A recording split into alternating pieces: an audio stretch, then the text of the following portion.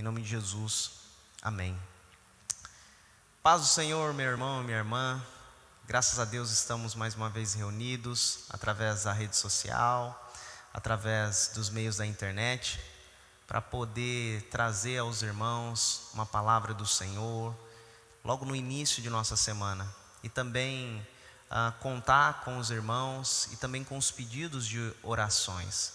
Entendemos que o Senhor Deus, Ele é onipresente e que Ele estende a sua bondade através dos pedidos de oração. Eu creio que em nome do Senhor Jesus, Deus trará uma resposta de oração ao pedido que você irá colocar diante do Senhor essa noite.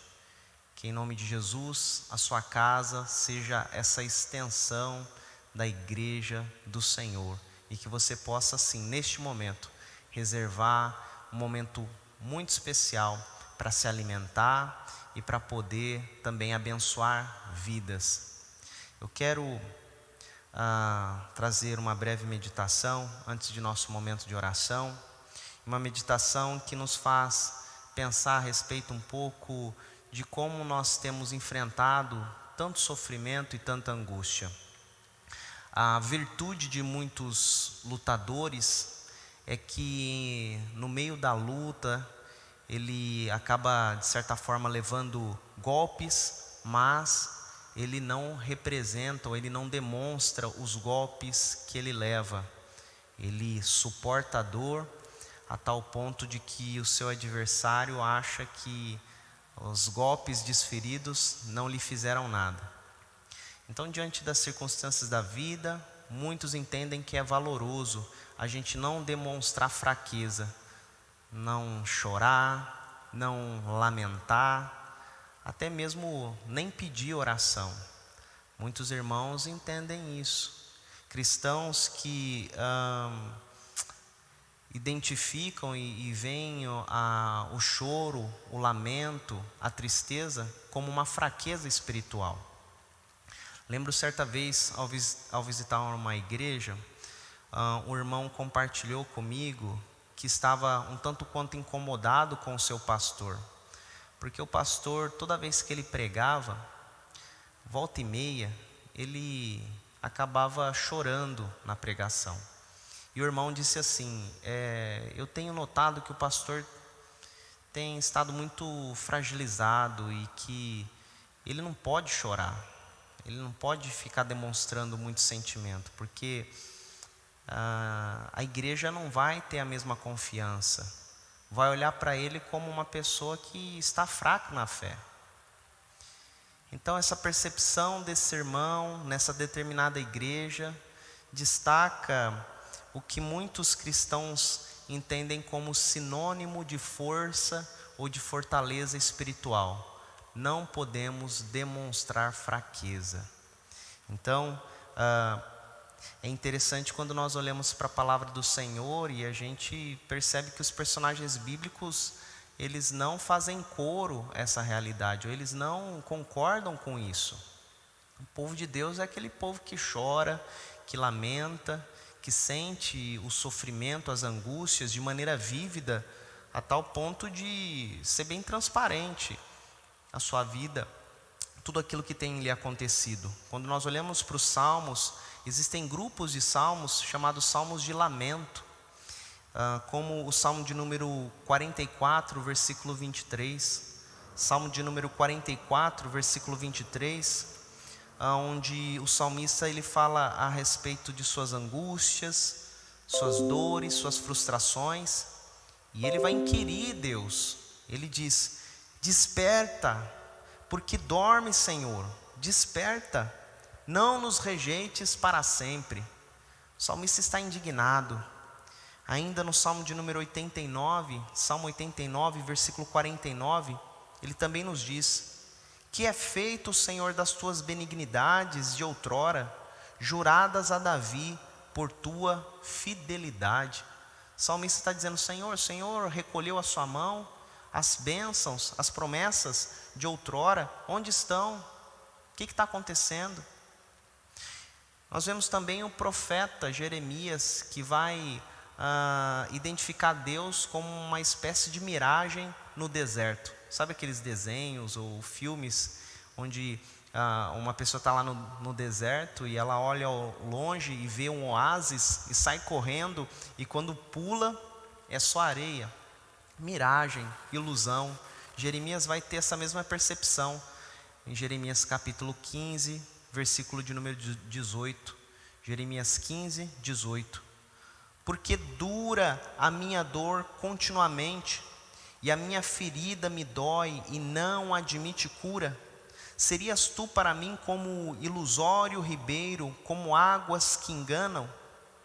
Então Deus, ele parece um ribeiro perene, né? Um rio permanente, mas que quando o profeta olha, chega perto, é um rio seco, um rio sem vida. E nós identificamos esse sentimento na igreja e no coração de muitos cristãos, de que nós não devemos demonstrar nossas fraquezas, que nós não devemos chorar, que nós devemos nos mostrar firmes e fortes.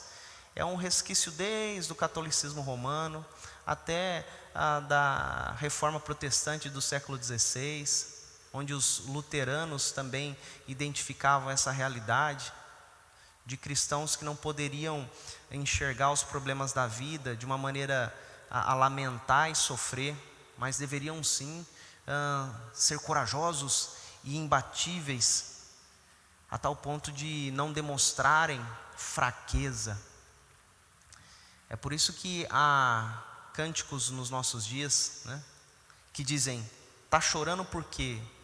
Se você tem um Deus que cuida de você, Ele sabe de tudo que você está passando, e Ele mandou te dizer que Ele está cuidando, né? Aí o refrão diz: não chore, quem cuida de você não dorme, levanta. Então é como se chegasse, né, perto de uma pessoa que está sofrendo e você desse uns tapas no rosto dela e fala: para com isso, deixa de ser mole. Esse tipo de atitude que toma o nosso coração, essa cobrança que a gente faz para nós mesmos muitas vezes, é uma cobrança que não diz respeito, ou que não é bíblica. Porque biblicamente falando, os personagens bíblicos sofrem as suas mágoas, os personagens bíblicos sentem na carne os seus sofrimentos, como o profeta Elias, 1 Reis 18, 19, 2 capítulos que falam a respeito do ministério desse profeta, um profeta que foi extremamente valioso diante de Deus, que operava milagres fabulosos, que teve um ministério de certa forma vencedor, mas que num determinado momento de sua história ficou difícil a caminhada. E Elias, ele é humano como eu e você. Há momentos que nós vamos pedir água, né? Há momentos que o sofrimento vai nos pegar e, como seres humanos, teremos muitas dificuldades de superá-los. Mas precisamos entender que esse processo faz parte as decepções, faz parte as dificuldades, e que, como Elias, muitas vezes nós iremos nos encontrar deprimidos diante dessas situações. Mas é interessante que quando o Senhor Deus, ele vai tratar de Elias, que ele vai ficar deprimido, ele vai para o deserto e ele pede para Deus a morte. 1 Reis 19, 4. Ele vai pedir a morte para o Senhor, não queria mais viver. Elias, ele vai sentir na carne todo o sofrimento. Isso não é demérito, isso não é fraqueza, isso é humanidade. Humanidade.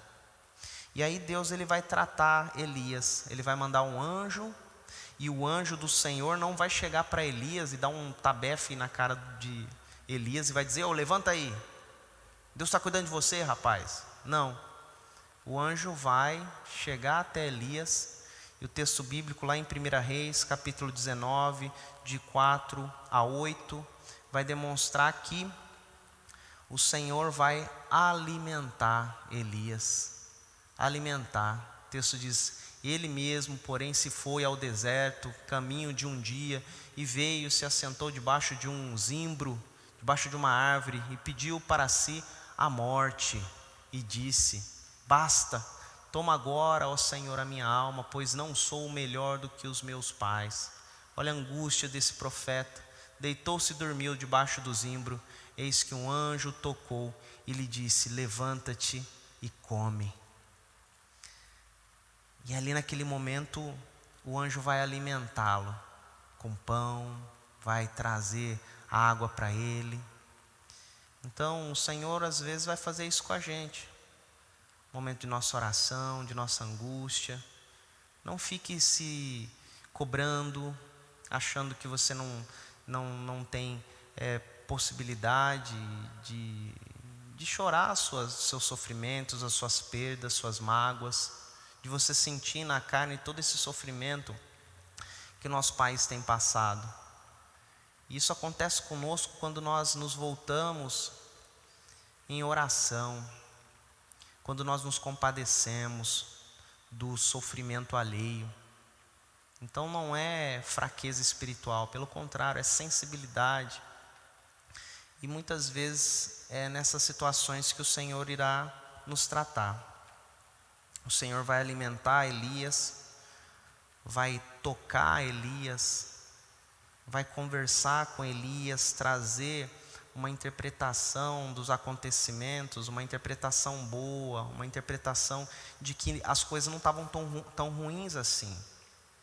E é em nossas orações que Deus vai tratando do nosso coração também. O anjo do Senhor vai tratando no nosso coração, trabalhando a nossa vida. E aí é interessante quando a palavra de Deus destaca em Mateus capítulo 12, versículo 20, que é o mesmo tratamento que o anjo teve com Elias, Jesus tem conosco hoje. Mateus 12, 20. Não esmagará a cana quebrada, nem apagará a torcida que fumega. Está chorando, está desanimado, está abatido. Talvez seja o momento de você lamentar diante do Senhor. Talvez seja o momento de você derramar lágrimas diante do Senhor. Mas saiba de uma coisa: o Senhor não vai te cobrar. O Senhor não irá pegar no seu colarinho e fazer com que você tome vergonha na cara e se levante. Mas talvez o que o Senhor tem para você é o alimento.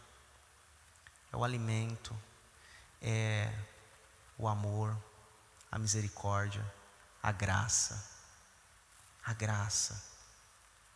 Que você possa sentir a graça de Deus essa noite, na sua oração, não se cobrando por aquilo que você não conseguiu fazer de correto, mas entendendo que os braços do Senhor se estendem com misericórdia sobre nossas vidas.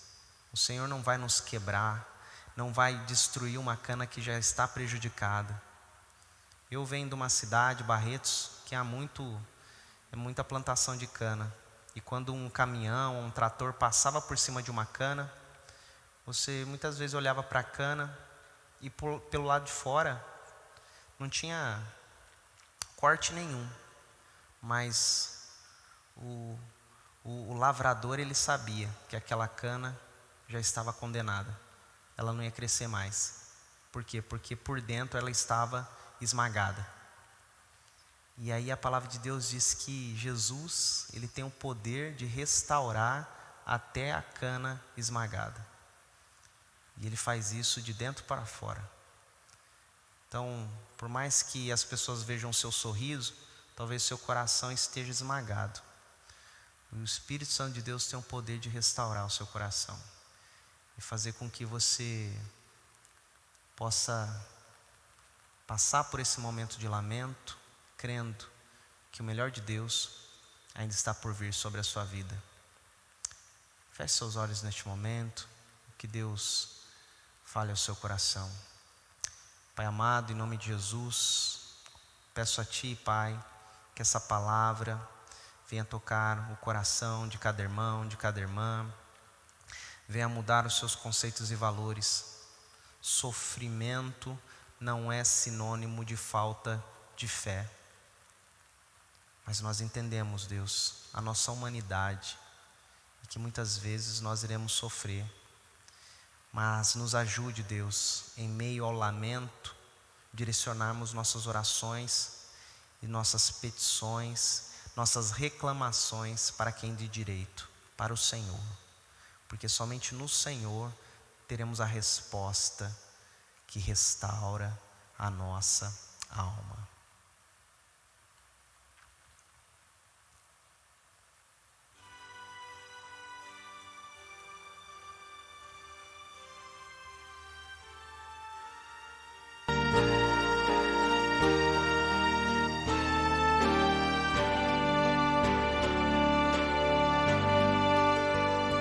Preciosas são as horas na presença de Jesus, comunhão deliciosa da minha alma com a luz, os cuidados deste mundo não me podem abalar, pois Ele o meu abrigo quando o tentador chegar, quando o tentador chegar, ao sentir-me rodeado de cuidados triviais, irritado e abatido, ou em dúvidas fatais, a Jesus eu me dirijo nesses tempos de aflição. As palavras que Ele fala trazem paz, consolação, trazem paz, consolação. Se confesso meus temores, toda a minha imperfeição,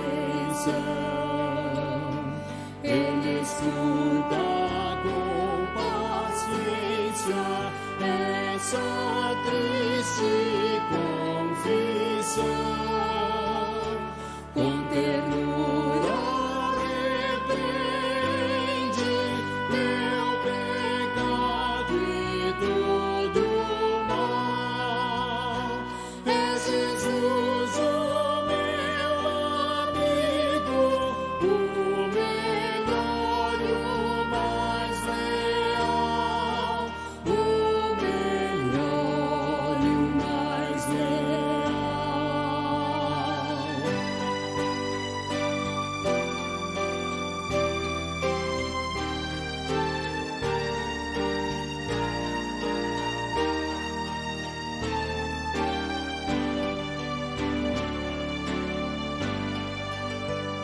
Se quereis saber quão doce é a divina comunhão, podereis muito bem prová-la e tereis compensação. Procurai estar sozinhos em conversa com Jesus, provareis na vossa vida o poder que vem da cruz.